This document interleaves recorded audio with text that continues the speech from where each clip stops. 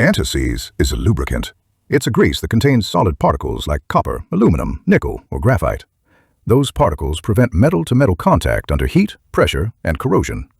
Anti-seize exists to solve three problems. First, galling. Second, corrosion. Third, heat cycling. When one or more of those conditions exist, anti-seize may make sense. A common example is spark plugs in aluminum cylinder heads. Steel plugs threaded into aluminum see heat, corrosion, and dissimilar metals. A small amount of anti-seize can prevent a plug from becoming permanently stuck. Exhaust fasteners are another good application.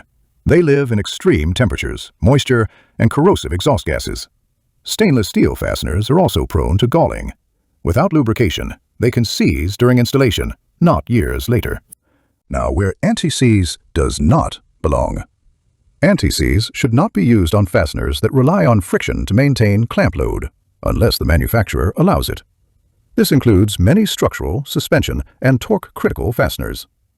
And anti-seize does not belong on torque-to-yield fasteners. Reducing friction can overstretch these bolts, even when the torque wrench says everything is fine. That brings us to torque. A torque wrench measures resistance to turning, not clamp load. When threads are lubricated, resistance goes down.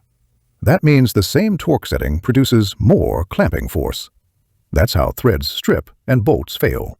Unless a specification calls for lubrication, assume torque values are for clean, dry threads.